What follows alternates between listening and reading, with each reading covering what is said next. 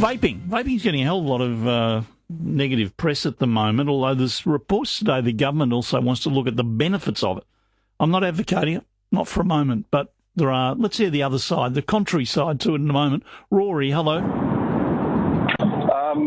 It's more the pro side, I guess, but for me, I basically was smoked all my life.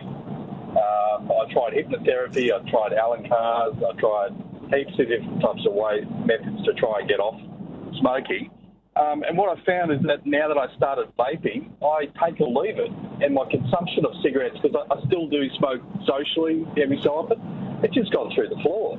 Well, that's supposedly the good side. Anybody else who've managed to cut back or give up cigarettes because of, I know people who have. Not a good idea for kids who don't smoke or anybody who doesn't smoke. Dr. Colin Mendelsohn is founding chair of the Australian Tobacco Harm Reduction Association and he's committed. He's written the book Quit Smoking, Start Vaping. Dr. Mendelsohn, good morning. Good morning, Neil. Well, what is the plus side? Well, look, vaping is the most effective quitting aid we have for smokers. And for people who can't quit, and that's the great majority, it's a much safer alternative, which for many of them will be life-saving. You wouldn't advocate it, though. You're talking about sort of in an urgent situation. No, I'm talking about it for people who have tried all the treatments to quit, like that previous gentleman you just spoke to, and are still smoking. And 2 out of 3 of those long-term smokers are going to die from their smoking if they continue. So vaping is another option for them, and it's an option with a huge scientific evidence behind it.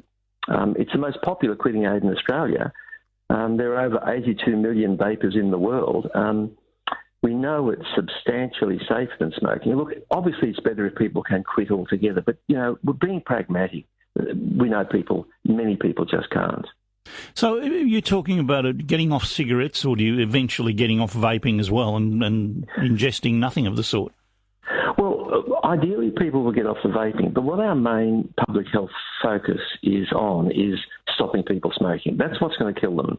No one's ever died from vaping. Look, there are small amounts of harmful chemicals, that's for sure, and it's better not to inhale them. But of course, there's chemicals in everything. But once someone stops smoking, really they've reduced their risk dramatically. If they can then stop vaping, that's good. But, nicotine itself, which is the main ingredient we're talking about here, is relatively benign. It does cause dependence, but it's relatively benign. It doesn't cause cancer, heart disease. All those things are caused by the 7,000 chemicals when you burn tobacco. Isn't this sort of message a bit dangerous, though? Because the kid listening or and I asked around the office today, and a person surprised me. A person in the office said, yeah, I'm a vape, and brought a vape machine out of their bag. And I was amazed.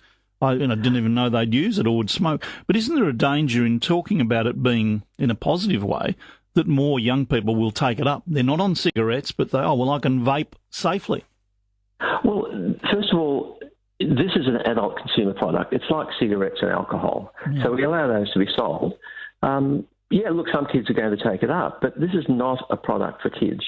And we need to get that message out clearly. But the reason why kids are taking it up, Neil, is because we've got this very flawed regulatory model which makes it so hard for adults to get vapes that the black market has sprung up, and it's providing unregulated vaping products to adults and to children, and kids' vaping rates have increased. Now, we can fix that. We can change that regulatory model so kids don't have that degree of access, but that's the main problem. The problem is vaping is here to stay. There's no question about that. But we need to decide whether we want it regulated by the black market or the government. So what do you want the government to do? How would you regulate it? Well, I'd regulate it the way it's being regulated in other Western countries. Australia is the only country that requires a prescription, and no one is getting a prescription. So in other Western countries, it's being sold from licensed, responsible retail outlets with strict age verification.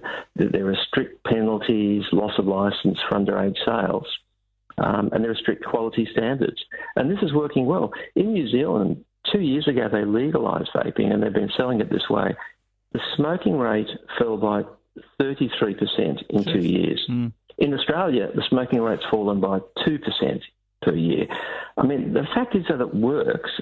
We need to work out how to regulate it and make it available to those people who need it, because it's a life-saving product. How much nicotine is there in a vape compared to a cigarette?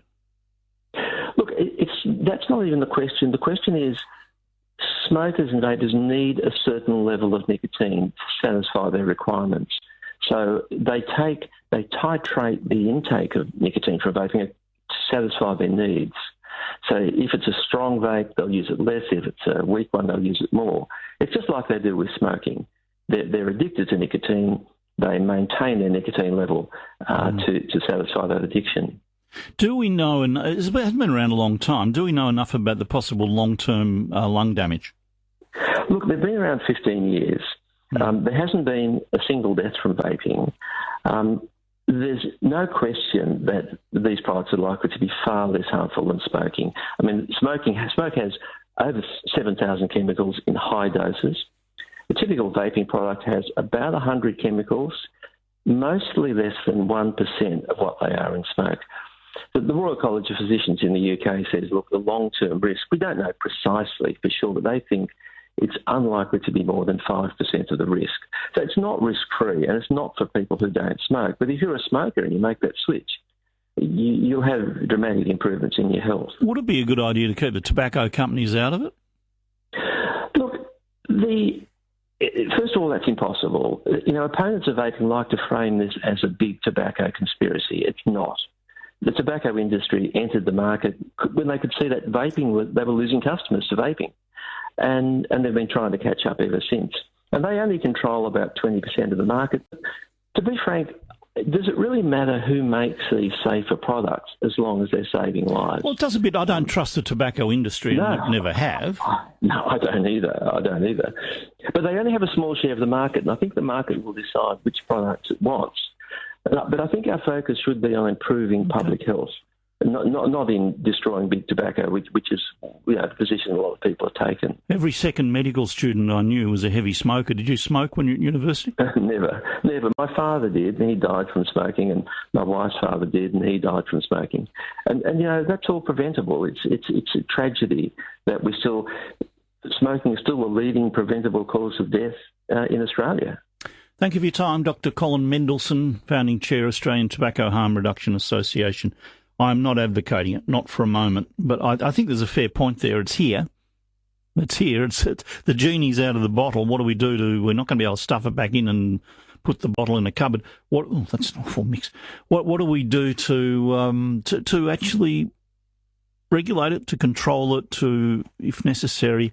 And if you're a smoker, as several callers have said, has vaping helped? The other aspect to it, though, have you not been a smoker but taken up vaping? Other people who are not smokers who have said, oh, no, I won't smoke, but I'll take up vaping, 133693. That's a dangerous area, isn't it? Because you've got people who say, I wouldn't smoke because it's bad for me, but I'll vape because it's not bad for me. And that's where it's a bit risky.